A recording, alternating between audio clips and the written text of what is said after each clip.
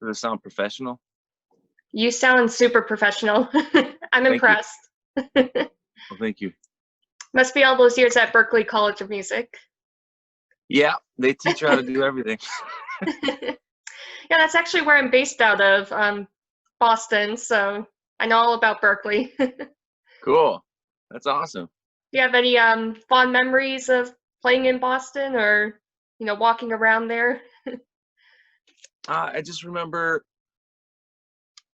living in an apartment with a bunch of Mormons. It was like Wow. it was it was really funny. Skateboarding to Berkeley every day. Uh, Starbucks. I spent a lot of money on Starbucks. Probably drank like 3 cups a day. Not Dunkin' Donuts. No, once in a while. No, there's It was like Dunkin' fun. I Donuts on had a good every time. corner, so it's kind of like a Yeah, running joke. yeah, it was cool. I remember watching John Mayer. He actually uh, complained that we were rehearsing too loud because he was doing like a seminar. But when I saw him play live, I was like, wow, he's so good. Wow. So I guess he had a reason to complain. Yeah, yeah, that's cool. Where in Boston are you in? I'm in Brighton, Oh, cool. not far from Alston and Oh, okay. Cambridge. That's where I first moved, was Austin. I Oh moved yeah. next to this famous hardcore band guitarist, but I don't remember the name. He'd always be on tour. He'd come home and have like footage of like mosh pits and stuff. And I was like, why am I going to Berkeley when I could just talk to this guy or something? But I don't know. Huh. I have to think about if I know who that is. No, but No, I feel I like don't. all the Berkeley students live in Alston. Yeah, yeah, it was cool. And then I moved to Cambridge. Oh yeah. So It's a different vibe in Cambridge. yeah, Very cool. Well, definitely. I want to talk a little bit about your newer band, Dead Original. So you guys formed in 2017, correct? Yeah. Actually, but I've been working on it like for a long time.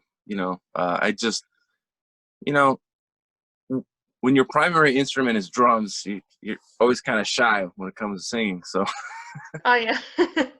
No, but I'm really digging the song Bought and Sold. So how did the inspiration for this song come about? it's kind of political, but don't really want to touch on that. It's all the songs I've been writing, we've been writing, I guess, is like just a vibe. So I always feel my favorite songwriters are the ones that don't really tell you what the song's about, Mm. really up to interpretation. So yeah, it's just a vibe, it's a mood. It's like that feeling of like you're being robbed or you're being deceived, at the end of the day. But if you do something about it, you can overcome it. So that's kind of what it's about. Yeah. So it's like you don't have to be the victim. You can kind of turn things around and Yeah, kind of exactly. come out It's on up to top. you instead of, you know, complaining. Yeah, because for me as a musician, it's always been interesting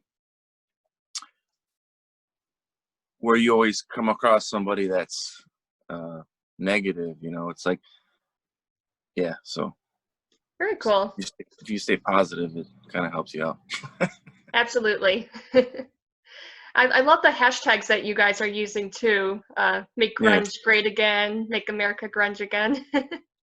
Well, So I, all of this started because I started a Nirvana tribute in 2015 because I tried to do this original stuff and it just wasn't working. I needed experience. I've learned a lot about the music business, and just being on stage night after night, doing it with like legitimate lyrics and feeling the reception of the crowd. Like, I have nothing against cover bands. Like, it, you learn so much. I wish I was taught that at an earlier age. And then you find out bands like the Beatles were a top 40 band, for years. Or Queen was a cover band for years. Like bands would just come out of the gate like, I'm a musical genius, you know, like all, except for like, you know, my favorite singer, Kurt Cobain, he was one of those. But not everybody's like that. You know, you need to put the time in, you know, you need to You need to pay learn your music. dues. Yeah, just put in the hours. And that's what I wasn't doing. I thought if you looked cool and just jumped on stage and had a cool look, I'm like half joking, but you know, I wasn't putting in the hours. So by actually covering music and stuff, it forces you to realize, wow, this is kind of what it takes to scheduling rehearsals and all that, you know. Yeah, you have to put the Otherwise, work if in. you're a guy like me that's not naturally talented and you try to songwrite, this will go over well, you know. Yeah. Well, I And wanted to ask you. that's what I learned from Berkeley. Sorry, I didn't mean to cut you off, but Oh no, Berkeley you're was good. doing that too. They were they had production courses, you know, recreation of, you know, I played drums on Guns N' Roses track. I can't remember it right now, but you know, Paradise Berkeley's City. a good school. I think in music, a lot of people have pros and cons about music schools. The fact that it's so expensive, but from my Mm. experience, not coming from a musical family, it was very smart because I was exposed. I was like, wow, well, if I just do stuff will happen. Like I know it sounds stupid, but No, like even networking with other people, that could lead to a lot of opportunities, I think. Like just meeting other people in the business. Do you feel like yeah, that's yeah, it's all who you know. Honestly, that's what it is. So you know, I'm not saying I know a lot of people, but I remember when I studied with Rod Morgenstein, drummer of Winger, he told me be nice to everybody because you don't know. exactly, And yeah. one of the reasons why I got a gig playing drums for Trivium for a couple of years was because of Mike Mangini. I studied with him. He got the Dream Theater gig. He remembered me. Trivium asked if he knew any drummers, and Mike's like, "Yeah, I know Paul." So it was really cool. You know, it wasn't even an audition process. It was just, oh my god, that's how the business works, though. You know, it's all friends, and That's you know, true. that's But half of it. yeah, talent also plays a, part of it. At least I hope so. Yeah, talent and hard work, and you know, being uh, Being passionate maybe. passionate and professional. You know, can't be crazy. Very true. Well, I know you're also a fan of Alice in Chains, right? Well, I'm a fan of everything. I like Miles These are Davis. like two of my favorite albums, uh, Awesome. Dirt and Jar of Flies. Do you have a favorite song from these albums? I mean, I love. Well, my favorite song is "Them Bones." Oh yeah, You know, that's. tuka, tuka, tuka, tuka, ah, tuka, tuka. I like that. It's in 7. You know, we've played a lot of shows with a great. I don't know if you've ever heard of him. His name is Brendan Mayer. He's got an original band called Chow, but he just left and he moved to Seattle.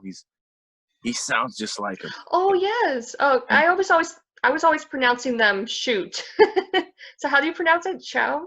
Chow, Chow. Chow. They're just Okay. trying to be weird and ironic. Um, I think I don't take that for word. I don't know. I don't really hang out with him, No, but but yeah, that singer sounds just like Lane Staley. It's his crazy. and his mom came to a show and was like crying and stuff in Seattle. So he ended up moving out to Seattle. Now he's networking out there. So we've played a lot of shows with them. Oh, really? I've had the original band play with my Nirvana tribute. It's been really cool. So we're all friends. But he is to the T, you know. It's like, whoa. I know, it's insane. Yeah, I was listening to their music and I'm like, this is like Alice in Chains reincarnated. It's crazy. Yeah, yeah. Well, that's what I was afraid of with Dead Original. I didn't want it to be like Nirvana. I think there's undertones. I think like with Bought and Sold, it's definitely more hard rock. But you're like, oh, this band probably liked Nirvana, you know? Yeah. No, it's kind of like the same with Greta Van Fleet. Have you heard of them? Of course, yeah. Yeah, a lot Everyone's of people were saying, oh, they're Led Zeppelin ripoffs, but they're talented kids. I think Yeah, they're still trying to find their sound. I think what it is, it's like it's on the surface, even our band, like on the surface, you're gonna be like, oh my gosh, Nirvana, and you're gonna just go get away and get out of there. But if you dig into it, and I've dug into Greta Van Fleet, I'm like, wow, these kids can play. Yeah, I saw them So live and they blew me away. Like even the yeah, guitarist was crazy. they're really good. The drummer's really good. The singer's really good. It's amazing. I think they're gonna blossom into something of their own sound. They're not gonna keep, it's good that they're doing that. It's not not a lot of good rock bands, in my opinion. There's a lot of bands are like using tracks and stuff, and face makeup. It's like, Too what I mean? much gimmicks. Yeah, it's like, come on, just write a good song. Exactly. It's not that hard. Come on. Yeah. No. I also wanted to ask, what kind of captivated you about Nirvana and, grunge music? Well, not to date myself, but I'm 34 years old. So when I first saw Nirvana on TV, I was just drawn in. It was different because growing up at the time, it was like Motley Crue, it's 80s stuff. And that was my first demo tape. It was Smells Like Teen Spirit with Even in His Youth, and then a Motley Crue, Girls, Girls, Girls. And no one told me, like, I just put it into a tape deck and I listened to them, and just being a kid, I was like, I like Nirvana because I felt like he was like a friend. He was singing something that was real. It wasn't Girls, Girls, Girls. It was something that you could connect to, I guess. Yeah. Oh, I Like, totally connect. That's what it is. That's all I mean to say. It's just you feel connected. And I think that's kind of what's missing in rock and roll. Kind of a connection. But that's my opinion, and I'm sticking to it. that's cool. That's cool. No, yeah, I feel like that era just it had like a energy and um relatability to it, I guess. Yeah. Like you could really feel the passion and emotion being sung by those bands. Yeah. Totally. Like when I hear Lane Staley sing, it's just like it kind of like reaches into your soul and you believe everything he's singing. Yeah. Yeah. I mean, I I think for real, those artists lived through those struggles, and that's the difference. You know. Yeah, I really respect, people who write like personal lyrics about their personal feelings because like you said, you can really connect to it more. Yeah, it's more open.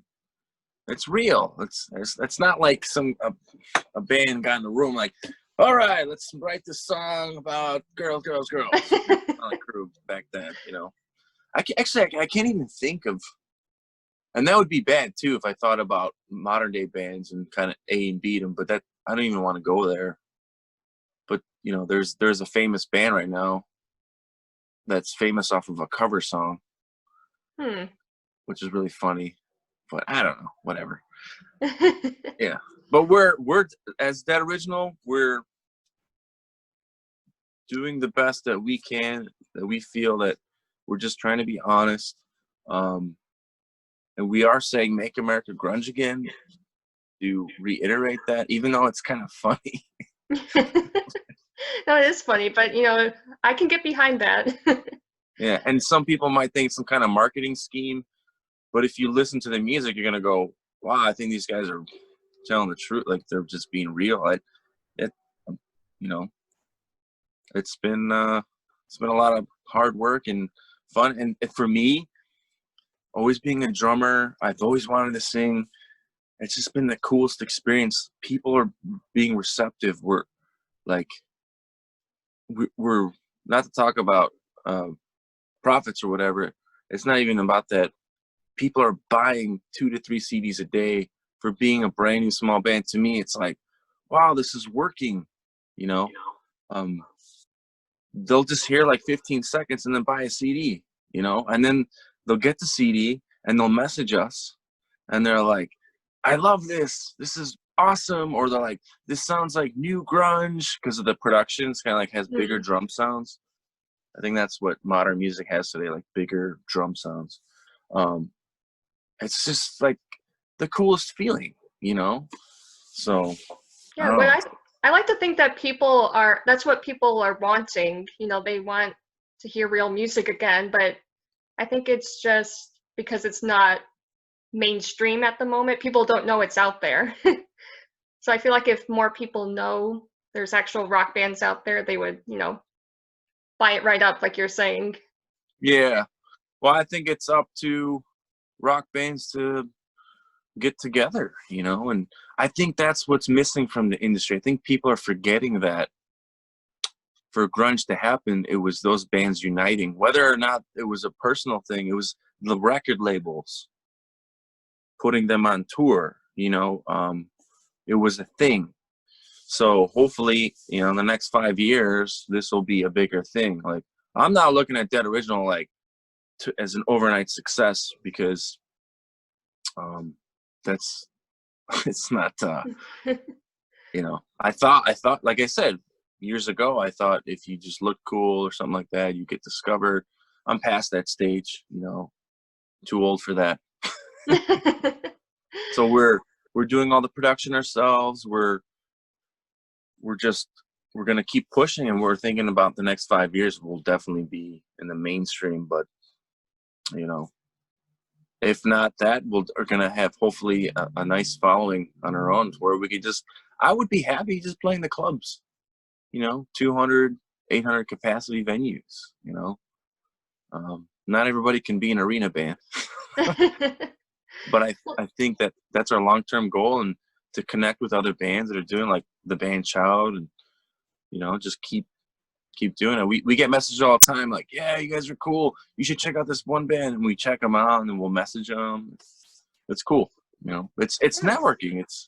That's what Yeah, it's I all think about. there has to be like a community for, newer bands to get together and talk to each other and, have their Yeah, fan bases, discover, other yeah. I mean, bands and vice versa. that's yeah, that's basically what a record label does, right? They're the ones in charge of it all, though. So for us, it's really up to us to put that extra effort, and we're trying to do that. You know, I launched a couple private Facebook pages, but more busy with the regular social pages, you know. So, yep. Oh, no, it's a exciting time. So I know touring is on hold right now, but is that, one of your, like you said, your goal is to hit the road once venues reopen? Yeah, we toured with Candlebox in Oh, November. no kidding. That's awesome. It was amazing, and Kevin sang a song with us. He he did "In Bloom" by Nirvana with us, and in front of 1,000 people in Des Moines, Iowa, at a pretty legendary venue. It was really surreal, you know. Uh, it was a sold out tour. It was awesome. And then we had a lot of shows booked in 2020. And then when this pandemic thing, I mean, it sucked for everybody, but it was like, wow, we're doing this. We're doing this. This tour was cool. And boom, it just, here we are. Yeah, sitting at home, just crossing our fingers that things will get better. Yeah. Yeah, exactly.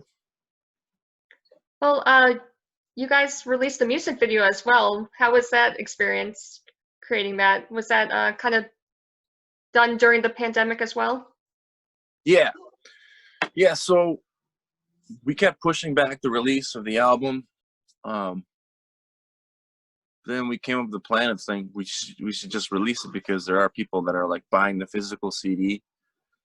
So it's kind of a disservice for the people that are finding out about us and they're getting excited, but it's not, the whole album's not on streaming. So it's very low budget. We are independent, so we shot 8 songs in one day. It was very tiresome.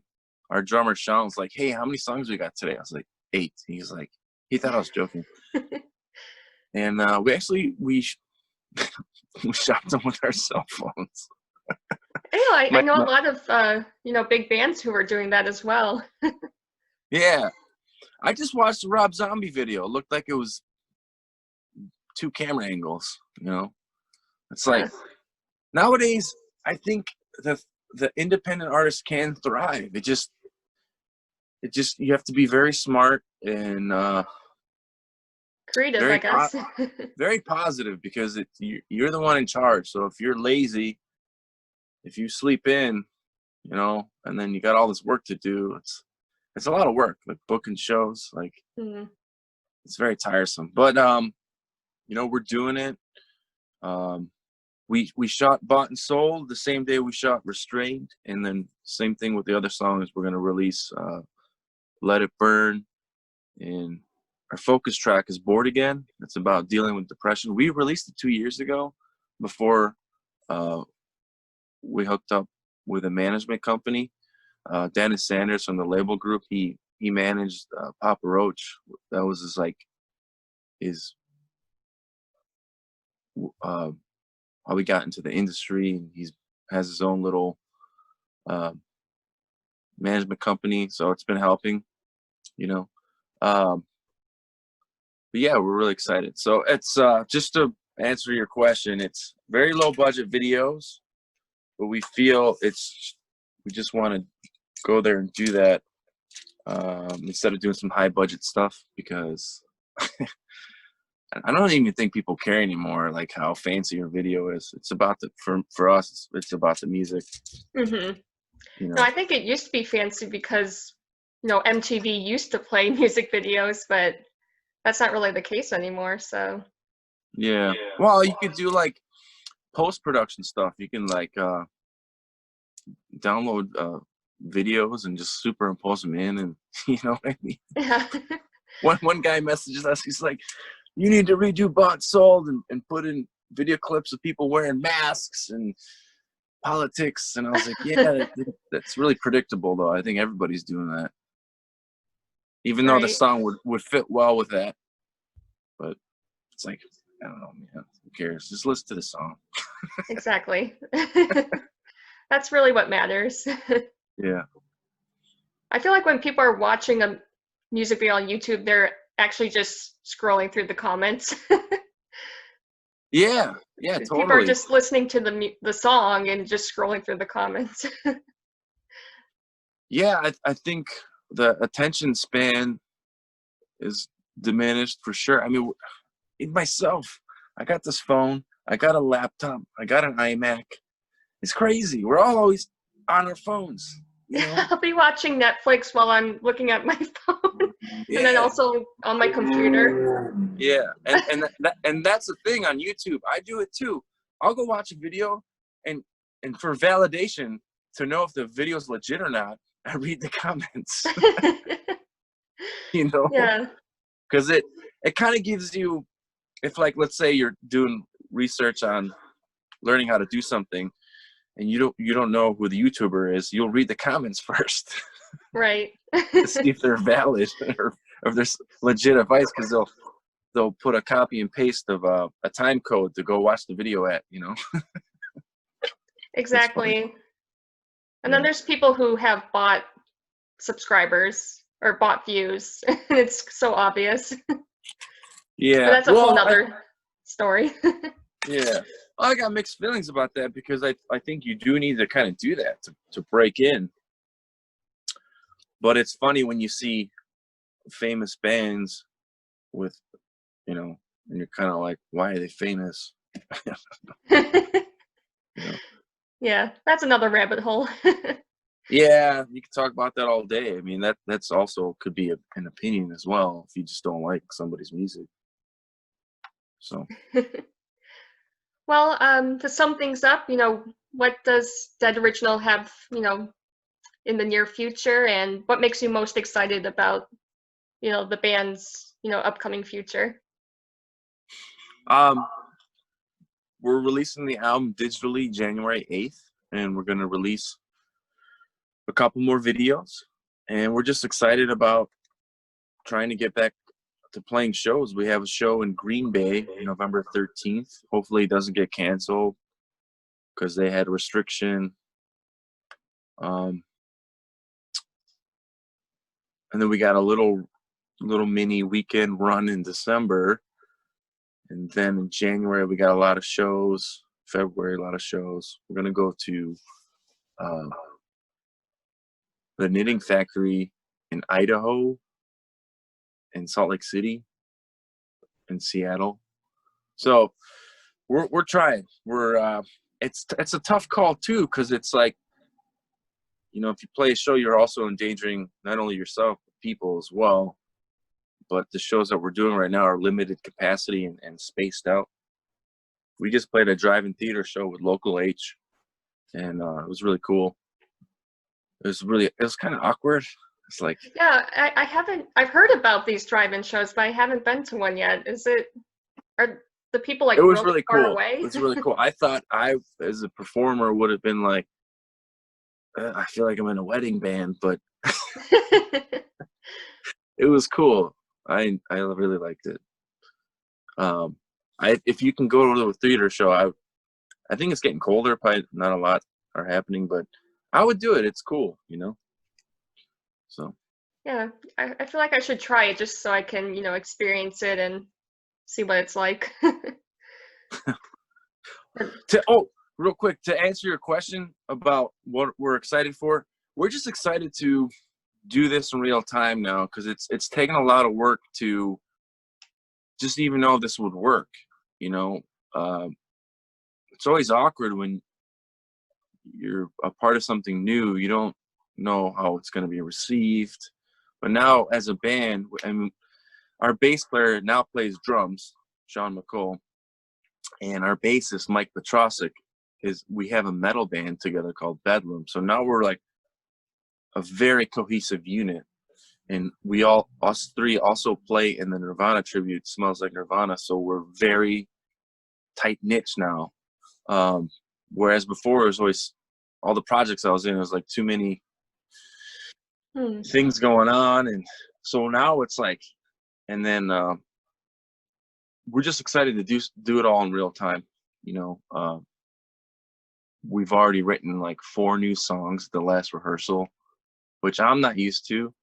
Our first album was all written by me. I tracked all the instruments minus bass guitar. So being in a room with people and actually writing it together for this project and band, and I don't mean to call it a project, I'm just saying it's like it's new. If you don't know, it's like you could do a first album and then everyone's gonna say it sucks, but the people that have checked it out, it's like they're believing it.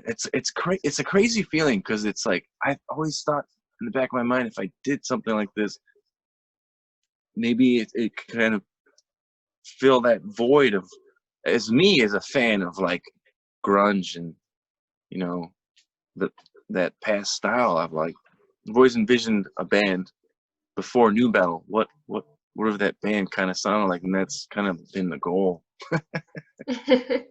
You know. Well, yeah, I'm sure having other people believe in your band is making you believe in it more and want to keep going. Yeah, it's the coolest feeling when somebody messages you and I really love your song, or I love the album, and you're like, whoa, this is cool. So that's what we're excited for, just to go out and do it in real time. Awesome. Well, I really appreciate your time. It's been a pleasure chatting with you. And I hope that, I can see you guys on the East Coast back in Boston sometime. Yeah, that'd be cool. Maybe we could help coordinate a show or something. Definitely. I would love to do that. I haven't played out there in forever. I'll make grunge great again in Boston. That's my goal. That's awesome. Don't forget to rock, right? Yes, don't forget to rock. That's awesome.